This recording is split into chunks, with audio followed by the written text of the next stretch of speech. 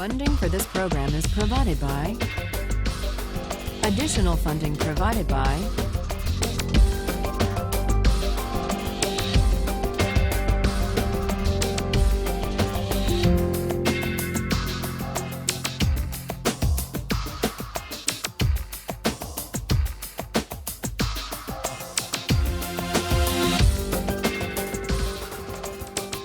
Today we turn to Kant's reply to Aristotle. Kant thinks that Aristotle just made a mistake. It's one thing, Kant says, to support a fair framework of rights within which people can pursue their own conceptions of the good life. It's something else, and something that runs the risk of coercion, to base law or principles of justice on any particular conception of the good life. You remember Aristotle says, in order to investigate the ideal constitution, we have first to figure out the best way to live. Kant would reject that idea. He says that constitutions and laws and rights should not embody or affirm or promote any particular way of life. That's at odds with freedom. For Aristotle, the whole point of law, the purpose of the polis, is to shape character, to cultivate the virtue of citizens, to inculcate civic excellence, to make possible a good way of life. That's what he tells us in the Politics. For Kant, on the other hand, the purpose of law, the point of a constitution, is not to inculcate or to promote virtue. It's to set up a fair framework of rights within which citizens may be free to pursue their own conceptions of the good for themselves. So we see the difference in their theories of justice. We see the difference in their account of law, or the role of a constitution, the point of politics. And underlying these differences are two different accounts of what it means to be a free person. For Aristotle, we're free insofar as we have the capacity to realize our potential. And that leads us to the question of fit. Fit between persons and the roles that are appropriate to them. Figuring out what I'm cut out for. That's what it means to lead a free life, to live up to my potential. Kant rejects that idea and instead substitutes his famously demanding notion of freedom as the capacity to act autonomously. Freedom means acting according to a law I give myself. Freedom as autonomy. Part of the appeal, part of the moral force of the view of Kant and of Rawls consists in the conception of the person as a free and independent self, capable of choosing his or her own ends. The image of the self as free and independent offers, if you think about it, a powerful, liberating vision, because what it says is that as free moral persons, we are not bound by any ties of history or of tradition or of inherited status that we haven't chosen for ourselves. And so we're unbound by any moral ties prior to our choosing them. And that means that we are free and independent sovereign selves. We're the authors of the only obligations that constrain us.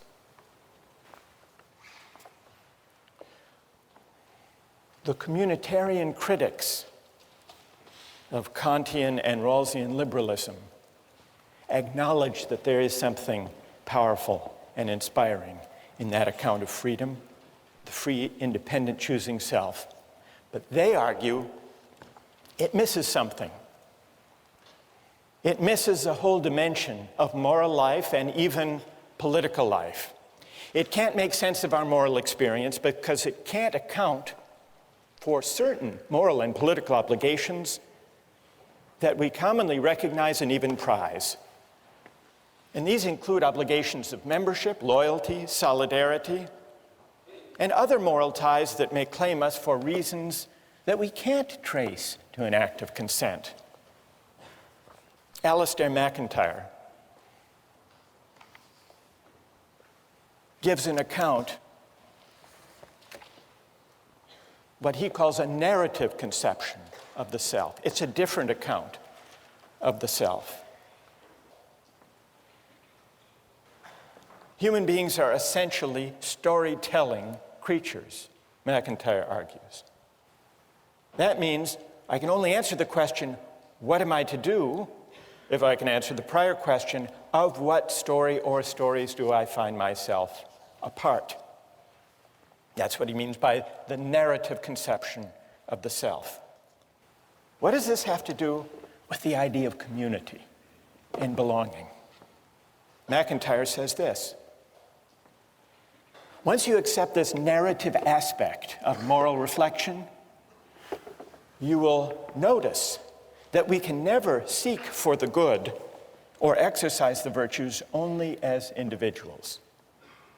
We all approach our circumstance as bearers of particular social identities. I am someone's son or daughter, a citizen of this or that city. I belong to this clan, that tribe, this nation. Hence, MacIntyre argues, what is good for me has to be the good for someone who inhabits these roles.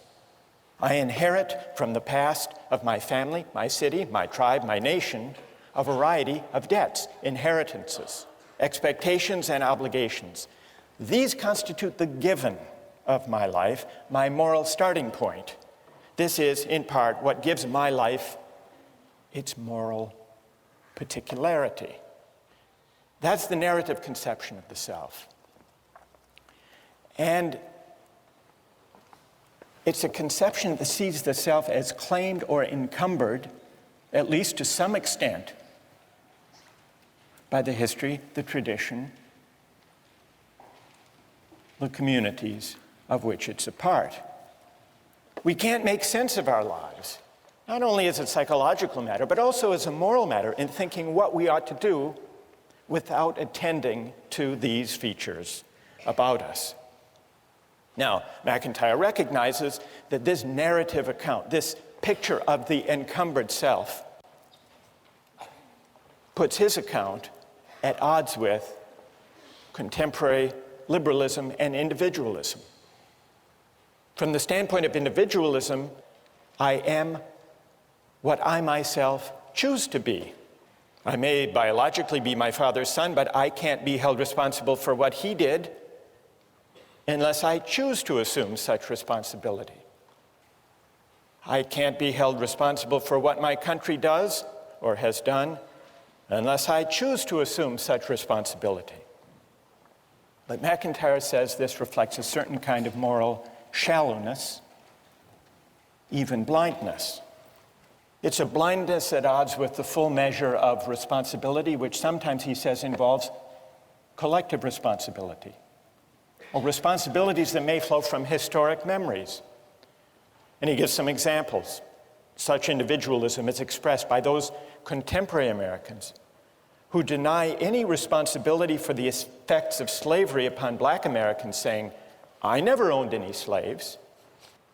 Or the young German who believes that having been born after 1945 means that what Nazis did to Jews has no moral relevance to his relationship to his Jewish contemporaries.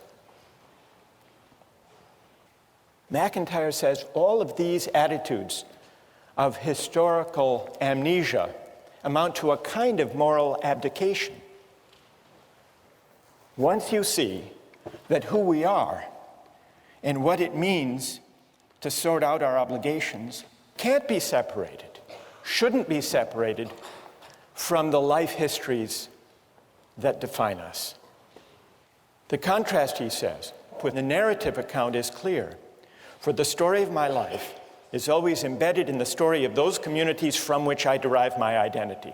I am born with a past, and to try to cut myself off from that past is to deform my present relationships.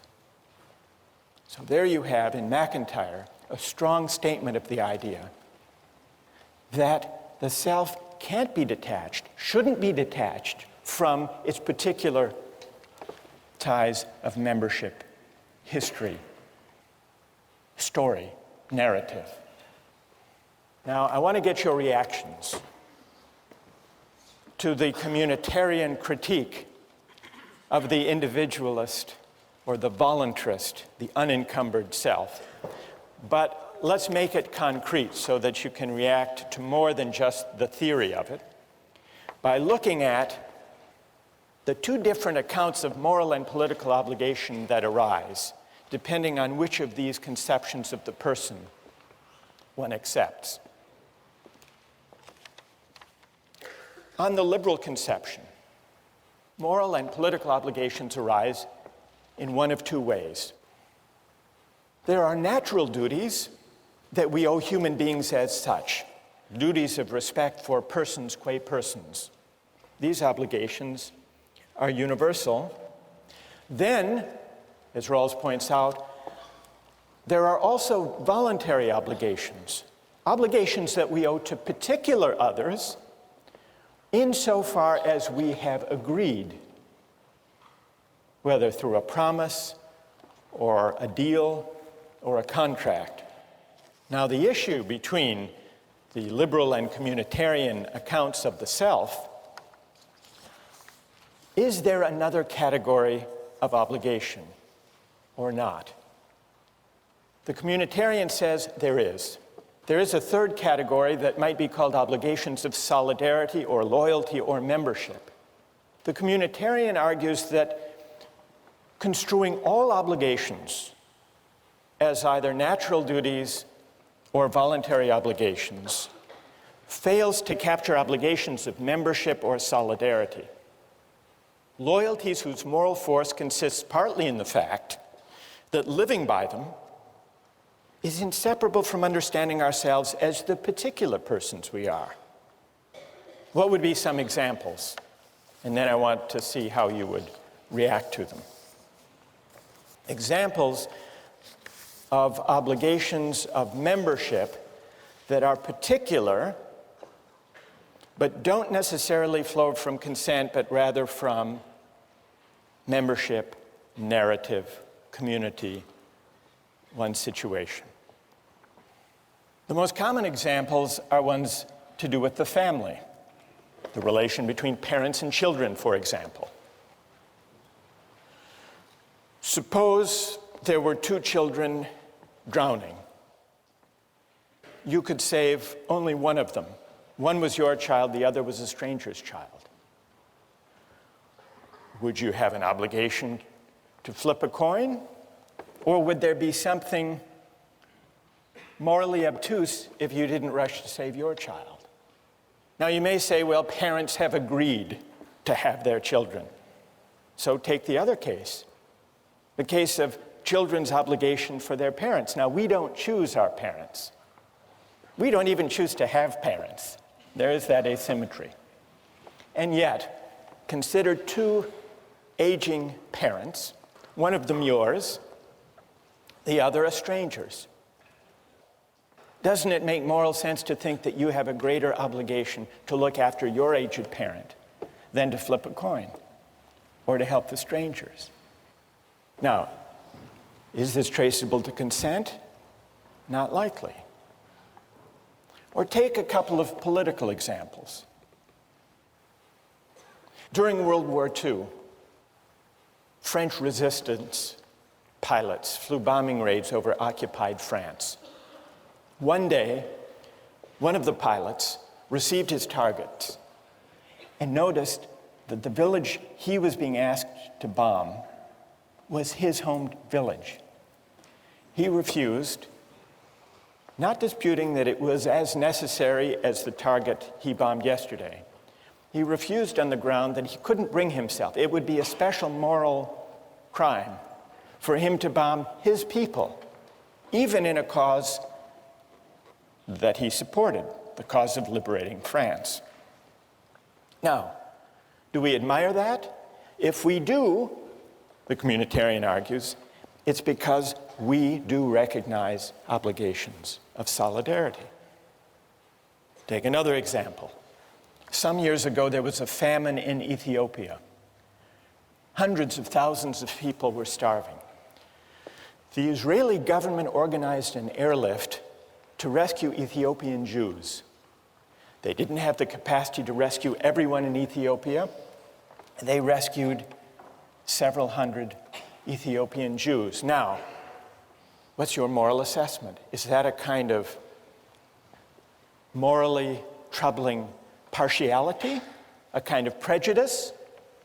Or, as the Israeli government thought, is there a special obligation of solidarity that this airlift properly responded to?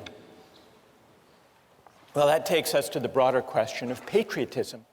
What, morally speaking, is to be said for patriotism?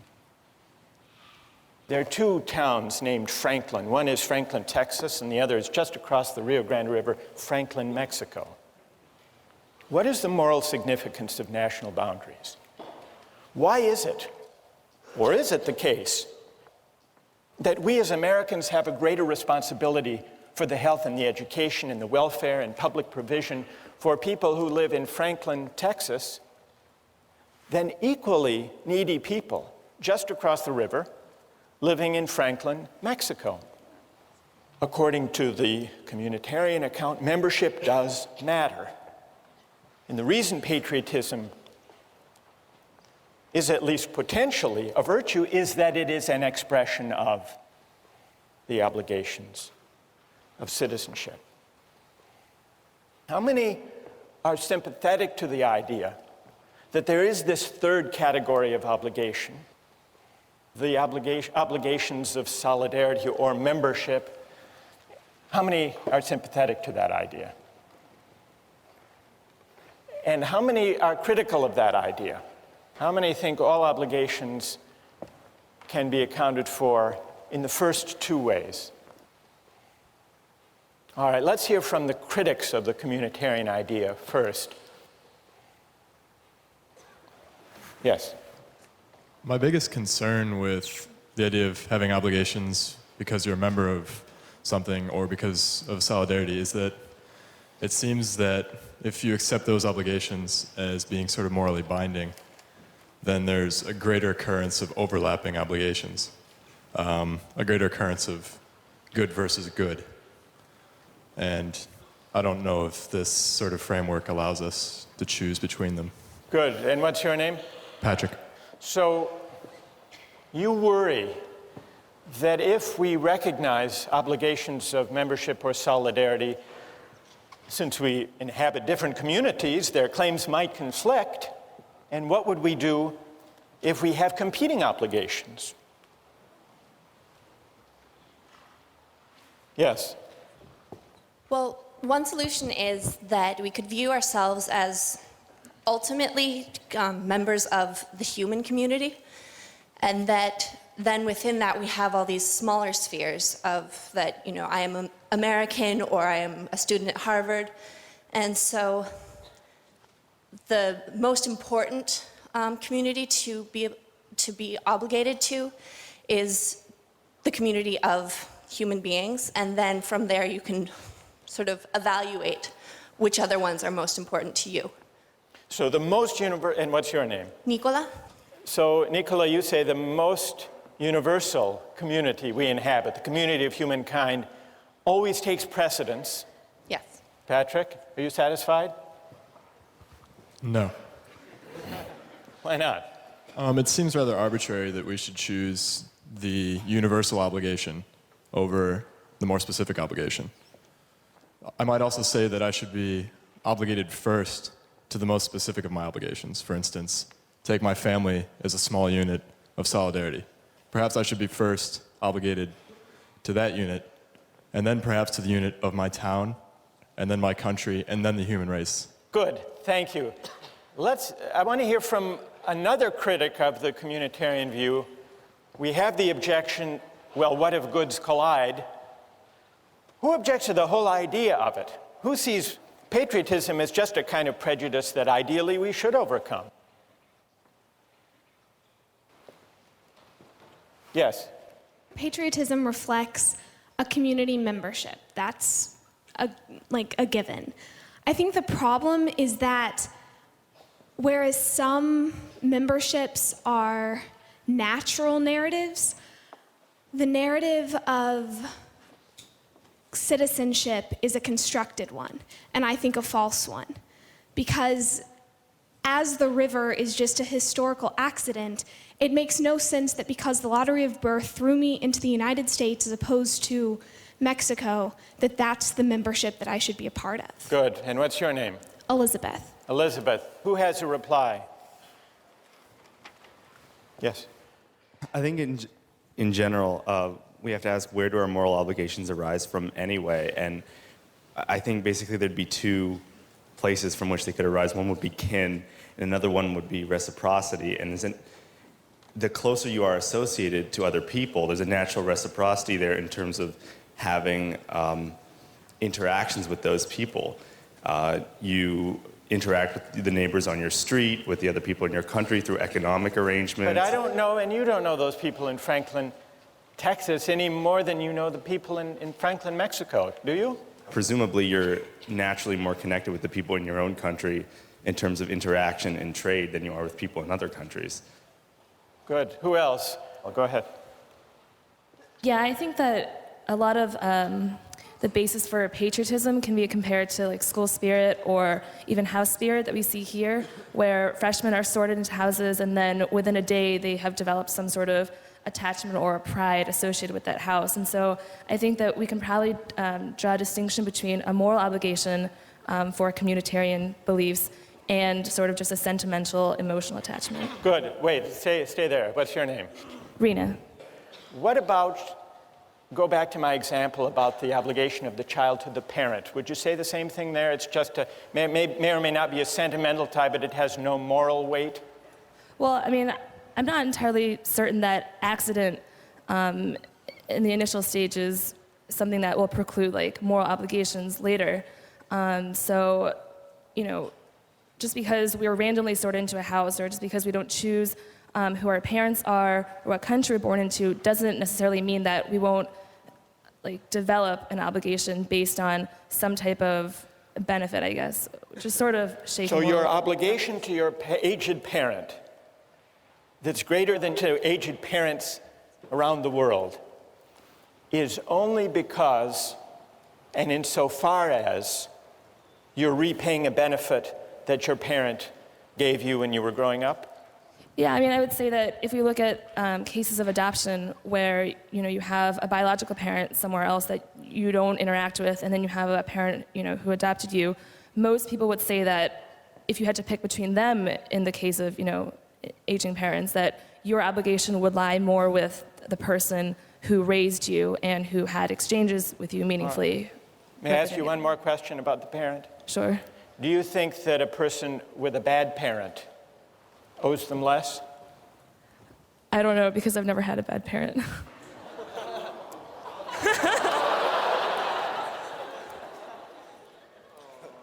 I think that's a good place to end. Thank you. We'll continue with this next time. Thank you.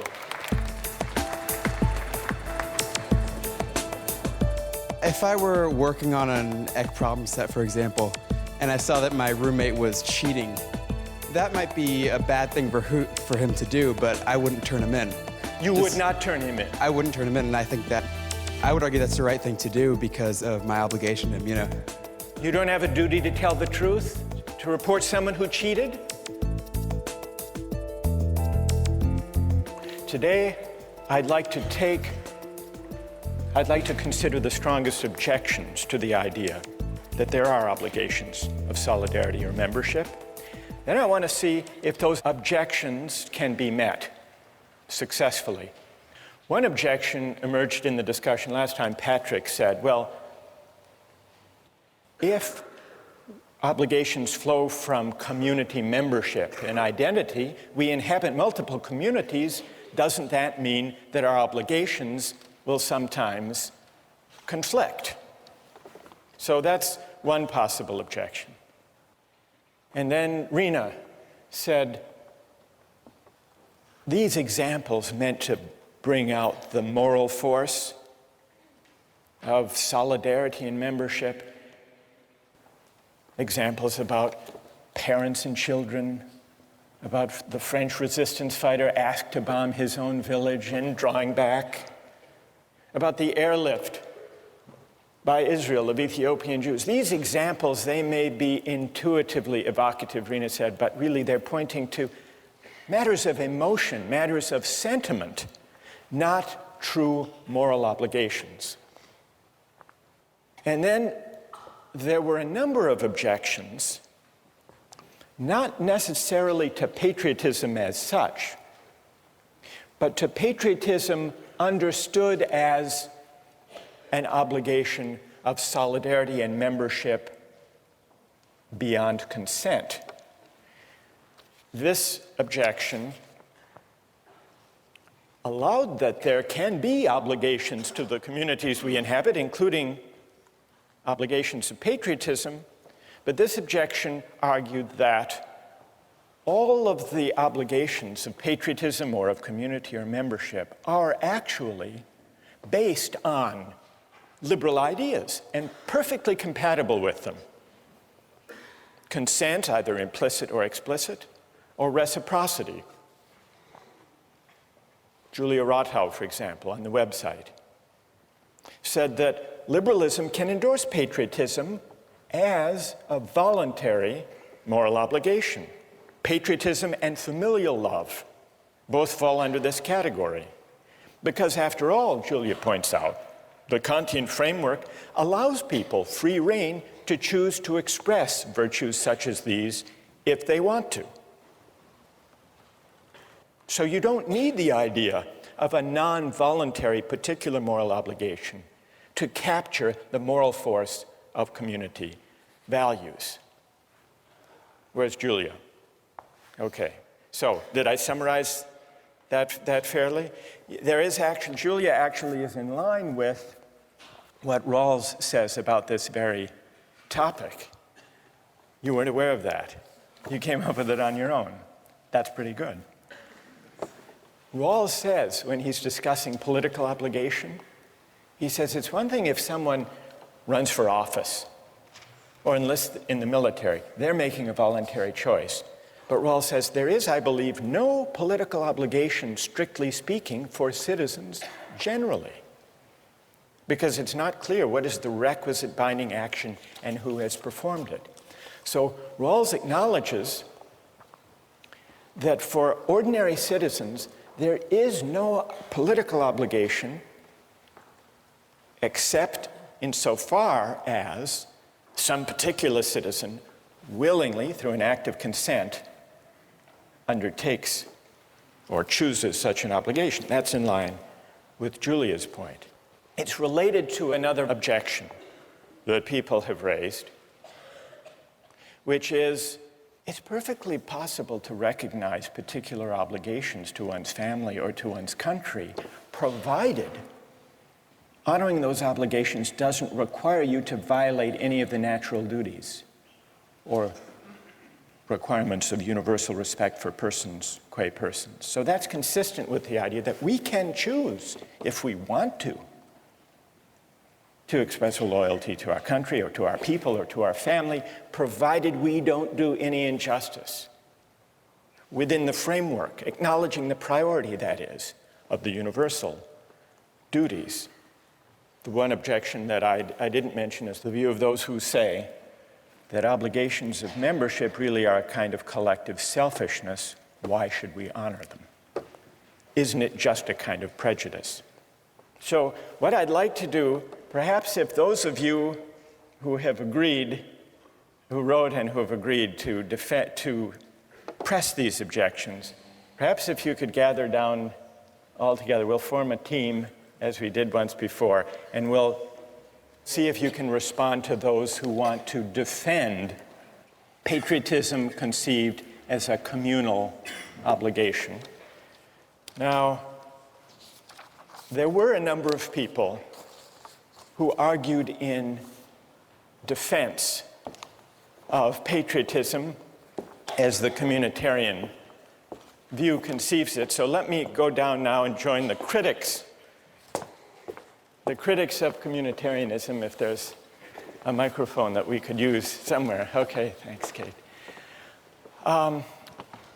Who, as the critics of patriotism, communal patriotism, gather their forces here? Patrick, if you want to, you can join as well, or Rena. Others who have spoken or addressed this question are free to join in. But I would like to hear now from those of you who defend patriotism and defend it as a moral obligation that can't be translated back into purely consent-based terms, can't be translated into liberal terms. Where's AJ Kumar? AJ, everybody seems to know you. All right, let's hear from AJ. You said, in the same way I feel I owe more to my family than to the general community, I owe more to my country than to humanity in general. Because my country holds a great stake in my identity, it is not prejudice for me to love my country, unless it is prejudice for me to love my parents more than somebody else's. So AJ, what would you say to this group? Stand up. I think that there's some fundamental moral obligation that comes from a communitarian responsibility to people and groups that form your identity. I mean, even, like, I'll give the example that, there are a lot of things about our government right now that I'm not in favor of, but part of my identity is that America values a free society where we can object to certain things, and I think that's an expression of patriotism as well. And I go back to the parent example, or even at Harvard, I think, I owe more to my roommates because they make up my identity than I do to the Harvard community as a whole. And I think that applies to our country because there are certain things that growing up here, yes, we can't choose it, we can't choose our parents, things like that, but it makes up part of our identity. Okay, who would like to take that on? Ike? Yeah, about the obligation to others simply by virtue of being in being influenced by them. I'm a German citizen, and if I had been born 80 years earlier, then I would have been a citizen of Nazi Germany. And for some reason, I just don't think that I would have to feel obligated towards Germany because I had benefited from actions of Nazis. I mean, I guess my response to that would be you have hundreds of thousands of protesters in the United States right now who hold up signs that say peace is patriotic. And I'm sure there are people in this room who don't agree with that. I personally do. And I would say that they're strongly objecting to basically everything the Bush administration is doing right now, but they still consider themselves loving their country because they're furthering the cause of what they see as best for the country. And I tend to agree with that as a patriotic movement. Well, but how's that then? How do you still favor your country? How's that still patriotic? I mean, isn't that more a sentimental attachment? Where's the obligation there? Yeah, not to bring this back to John Locke, but I'd like to bring this back to John Locke. So, I mean, in his conception of when people join society, there's still some outlet. Like if you're not satisfied with your society, you do have a means of exit. Even though we had a lot of concerns about how you're born in and it's not very feasible, he still provides that option.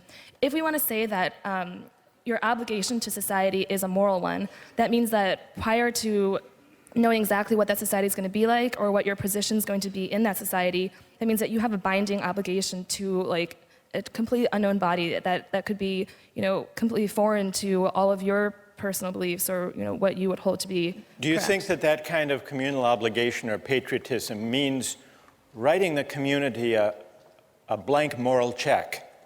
Basically, yeah. Like, I think that we can, I think it's reasonable to say that as you grow and as you develop within that community, that you acquire some type of obligation based on reciprocity. But to say that you have a moral obligation, I think, requires a stronger justification. Good. Who else? Anyone else like to address that?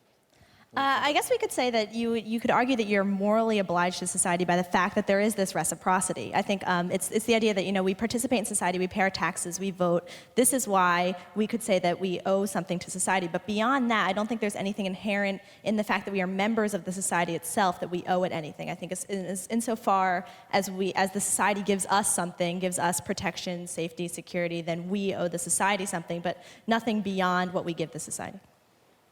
Who wants to take that on? Rahul? I don't think we give the community a blank moral check in that sense. I think we only give it a blank moral check when we abdicate our sense of civic responsibility and when we say that the debate doesn't matter because patriotism is a vice. I think that patriotism is important because it gives us a sense of community, a sense of common civic virtue that we can engage in the issues. Even if you don't agree with the way the government is acting, you can still love your country and hate the way it's acting. And I think because out of that love of country, you can debate with other people and have respect for their views, but still engage in the debate. If you just say that, patriotism is a vice, you drop out of that debate and you cede the ground to people who are more fundamentalist, who have a stronger view, and who may coerce the community. Instead, we should engage the other members of the community on that same moral ground. Well, now what we hear from AJ and Rahul is a very pluralistic, argumentative, critically minded patriotism, whereas what we hear from Ike and the critics of patriotism here is the worry that to take patriotic obligation in a communal way, seriously, involves a kind of loyalty that doesn't let us just pick and choose among the beliefs or actions or practices of our country. What's left of loyalty if all we're talking about, AJ and Rahul, if all we're talking about is loyalty to principles of justice that may happen to be embodied in our community or not, as the case may be, and if not, then we can reject its course. I don't know, I've sort of given a reply. I got carried away, I'm sorry. Who would like? Go ahead, Julia. Yeah, I think that patriotism, you need to define what that is. It sounds like, you would normally think that we were given a more weak definition here of patriotism amongst us, but it almost sounds like your definition is merely to have some sort of civic involvement in debating within your society. And I think that kind of undermines maybe some of the moral worth of patriotism as a virtue as well. I think if you can consent to a stronger form of patriotism if you want, that's a stronger, moral obligation than even what you're suggesting. What we really need to sharpen the issue is an example from the defenders of communitarianism of a case where loyalty can actually compete with and possibly outweigh universal principles of justice. Isn't that's the test they really need to meet, isn't it? All right, so that's the test you need to meet, or any among you who would like to defend obligations of membership or solidarity independent of ones that happen to embody just principles. Who has an example of a kind of loyalty that can and should compete with universal moral claims, respect for persons? Go ahead. If I were working on an EC problem set, for example, and I saw that my roommate was cheating, that might be a bad thing for him to do, but I wouldn't turn him in. You would not turn him in? I wouldn't turn him in, and I think that I would argue that's the right thing to do because of my obligation to him. It may be wrong, but that's what I would do, and I think that's what most people would do as well. All right, now there's a fair test. He's not slipping out by saying he's invoking in the name of community some universal principles of justice. What's your name? Stay there. What's your name? It's Dan. Dan? So what do people think about Dan's case? That's a harder case for the ethic of loyalty, isn't it? But a truer test? How many agree with Dan? So loyalty, Dan, loyalty has its partisans. How many disagree with Dan?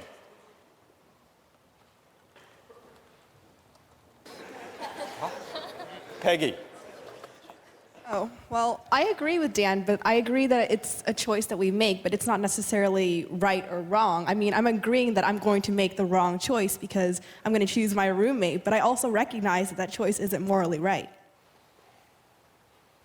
So you're still translating even Dan's loyalty. You're saying, well, that's a matter of choice. But what's the right thing to do? Most people put up their hands saying, Dan would be right to stand by his roommate and not turn him in.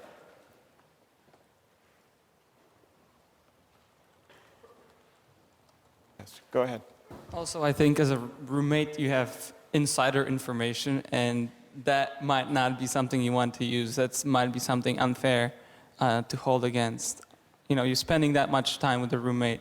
Obviously, you're going to learn things about him, and I don't think it's fair to reveal that to a greater community. But it's loyalty, Wojtek. You agree with Dan that yes, loyalty is the ethic at stake here. Absolutely. You don't have a duty to tell the truth, to report someone who cheated? Not if you've been advantaged into getting that kind of information.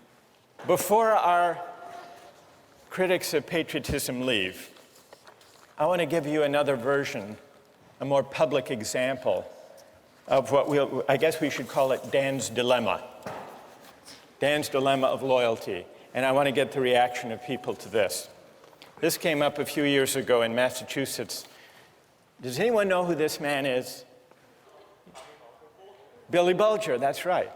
Who is Billy Bulger? He was president of the Massachusetts State Senate for many years, one of the most powerful politicians in Massachusetts. And then he became president of the University of Massachusetts. Now, Billy Bulger, did you hear the story about him that bears on Dan's dilemma? Billy Bulger has a brother named Whitey Bulger. And this is Whitey Bulger.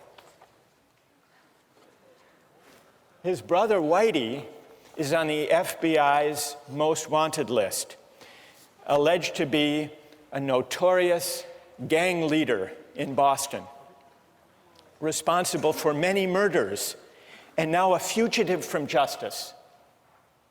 But when the U.S. attorney, they called Billy Bulger, then the president of the University of Massachusetts, before the grand jury and wanted information on the whereabouts of his brother, this fugitive, and he refused to give it. The U.S. attorney said, just to be clear, Mr. Bulger, you feel more loyalty to your brother than to the people of the Commonwealth of Massachusetts? And here's what Billy Bulger said. I never thought of it that way, but I do have a loyalty to my brother. I care about him. I hope that I'm never helpful to anyone against him. I don't have an obligation to help anyone catch my brother. Dan, you would agree? How many would agree with the position of Billy Bulger? Let me give one other example, and then we'll let the critics reply, the critics of loyalty, as we'll describe it. Here's an even more fateful example from a figure in American history, Robert E. Lee. Now, Robert E. Lee, on the eve of the Civil War, was an officer of the Union Army. He opposed secession, in fact, regarded it as treason. When war loomed, Lincoln offered Lee to be the commanding general of the Union Army. And Lee refused. And he described in a letter to his sons why he refused. With all my devotion to the Union, he wrote, I have not been able to make up my mind to raise my hand against my relatives, my children, my home. By which he meant Virginia. The Union is dissolved. I shall return to my native state and share the miseries of my people, save in her defense, I will draw my sword no more. Now here's a real test, Dan, for your principle of loyalty. Because here, is the cause of the war against, not only to save the Union, but against slavery. And Lee is going to fight for Virginia, even though he doesn't share the desire of the southern states to secede. Now, the communitarian would say there is something admirable in that. Whether or not the decision was ultimately right, there's something admirable. And the communitarian would say, we can't even make sense. Rena, we can't make sense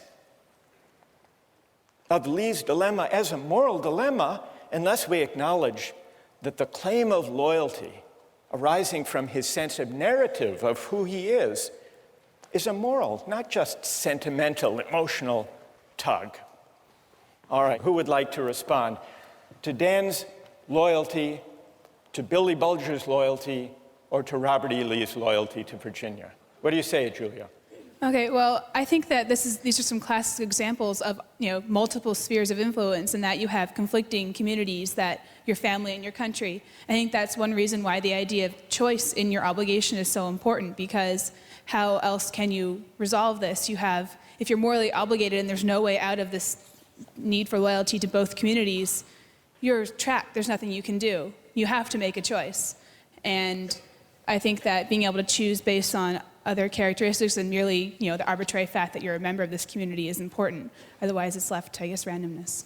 Well, Julia, the issue isn't whether Dan makes a choice, or Billy Bulger or Robert E. Lee. Of course they make a choice. The question is, on what grounds, on what principle should they choose? The communitarian doesn't deny that there's a choice to be made. The question is, which choice, on what grounds, and should loyalty as such weigh? Andre, now you want to. All right, go ahead. What do you say? Well, one of the things we've noticed in the three examples is that the people have all chosen the most immediate community of which they're a part, the more local one. And I think there's something to be said for that. It's not just random. There doesn't seem to be a conflict because they know which one is more important. And it's their family over the E11 class, their state over their country, and their family over the Commonwealth of Massachusetts. So I think that's the answer to which is more important. You think that the local, the more particular is always the weightier morally, Andre? Well, there seems to be a trend in the three cases. I would agree with that, I think. And I think most of us would agree that your family takes precedence over the United States, perhaps. Which is why you go with Dan. Dan, yes. Loyalty to the roommate over E11 and the truth. Yeah, exactly. I would, because, truth-telling, not the truth of E11. Yes. All right, so we understand. Yes. But on the same example, in terms of family, you had cases in the Civil War where brother was pitted against brother on both sides of the war, where they chose country instead of family. So I think the exact same war shows that different people have different means of making these choices, and that there is no one set of values or one set of morality that communitarians can stick to. And personally, I think that's the biggest problem with communitarians, that we don't have one set of standard moral obligations. And tell me your name. Samantha? So Samantha, you agree with Patrick's point the other day, that there may be, if we allow obligations to be defined by community identification or membership, they may conflict, they may overlap, they may compete, and there is no clear principle. Andre says there's a clear principle, the most particular.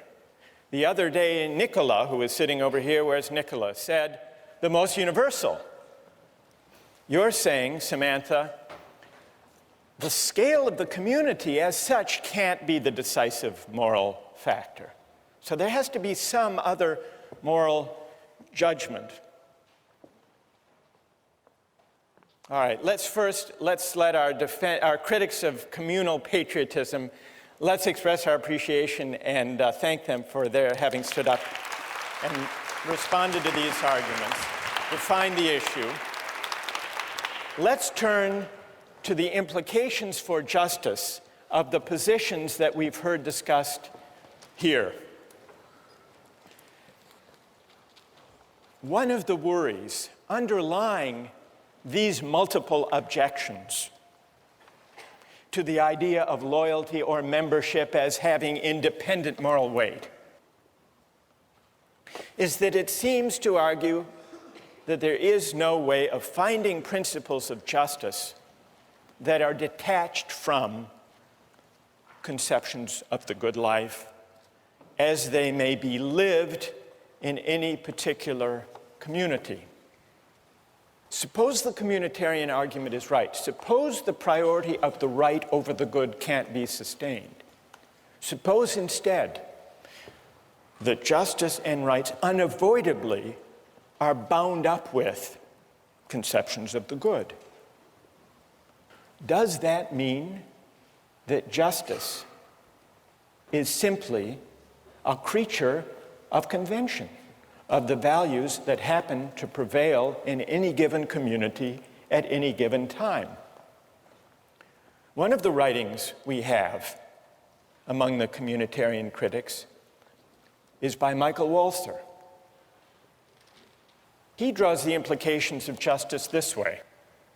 Justice is relative to social meanings. A given society is just if its substantive life is lived in a certain way, in a way that is faithful to the shared understandings of the members.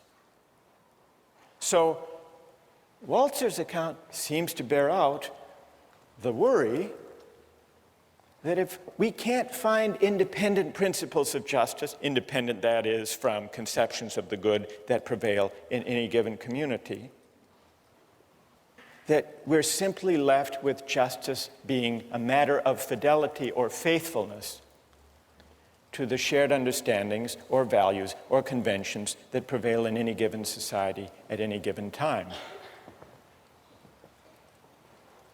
But is that an adequate way of thinking about justice?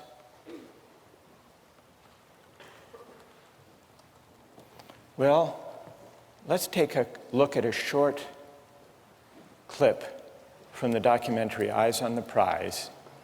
It goes back in the 1950s in the South. Here are some situated American Southerners who believe in the tradition, in the shared understandings of segregation. Listen to the arguments they make about loyalty and tradition, and see if they don't make you uneasy about tying arguments about justice to the shared understandings or traditions that prevail in any given society at the moment. Let's run the clip. This land is composed of two different cultures, a white culture and a colored culture, and I've lived close to them all my life. But I'm told now that we've mistreated them and that we must change, and these changes are coming faster than I expected, and I'm required to make decisions on a basis of a new way of thinking, and it's difficult. It's difficult for me, it's difficult for all Southerners. Well, there you have it. Narrative selves, situated selves, invoking tradition. Doesn't that show us that justice can't be tied to the shared understandings of goods that prevail in any given community at any given time? Or is there a way of rescuing that claim from this example? Think about that question, and we'll return to it next time.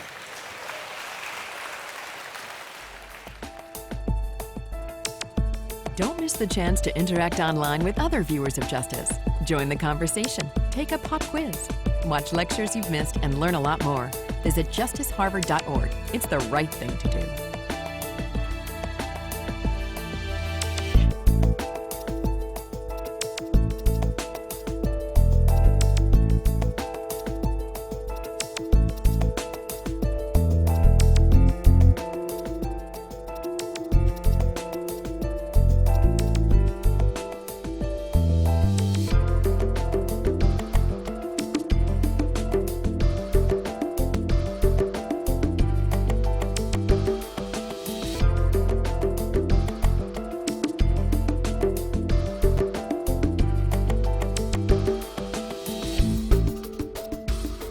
Funding for this program is provided by...